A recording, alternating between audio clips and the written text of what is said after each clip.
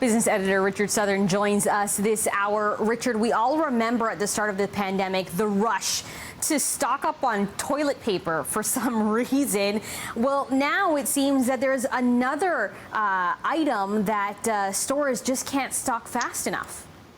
Yeah, it's paper towel, Janella. Paper towels are in hot supply, apparently. We heard from the CEO of Kroger, one of the biggest paper companies in Canada, and they were saying they're selling paper towels basically as quick as they can make them. And the CEO was speculating that they think this is the case, and they make, by the way, Kroger, those sponge towel brands. They were saying they think this is the case, Janella, because people are spending more time at home and are therefore cleaning more at home and or making more messes at home. So that's kind of driving it. Now, Procter & Gamble also noting a run on paper towels. Good news is these companies say everything is kind of normal with toilet paper as it stands right now. Please don't hoard. Don't leave some for the rest of us.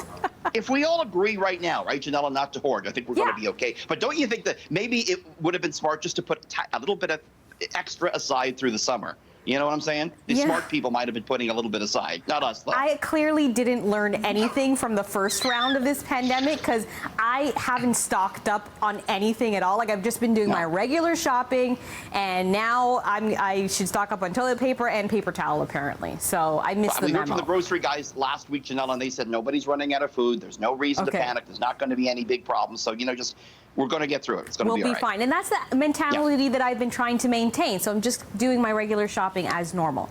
Okay, big win for the auto industry. Ford pouring some big money into its Canadian plants, including one here in the GTA.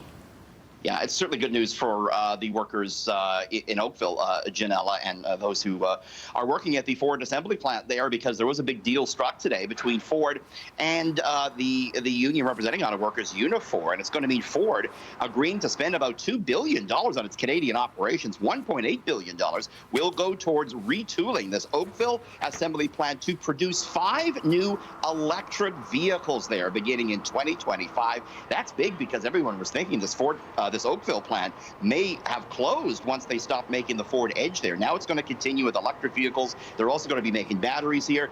The only question is how much taxpayer money is going into this. As we were saying yesterday, Queen's Park and the feds are kicking in money. We don't know how much of our money just yet, Janella. Right. Okay. We'll keep an eye on that. Now, another business closing for good during this pandemic, and this one might be triggering a wave of nostalgia for many of us. For me, went to my fair share of birthday parties back in school at this place. Laser Quest is no more.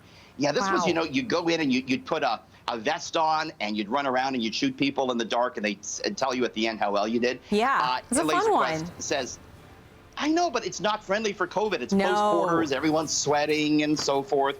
Company says it's closing all its North American locations. They opened the first one back in 1993. Bit of sad news there. Hey, Janella, coming up just after 6:30, we're back. We're talking about the pumpkin spice craze. Another huge product jumping on that bandwagon. You won't believe it. We're going to talk about it after 6:30. Okay, we'll see you next hour, Richard. Thanks. Today was the first day of either live classes or independent learning for over 60,000 TDSB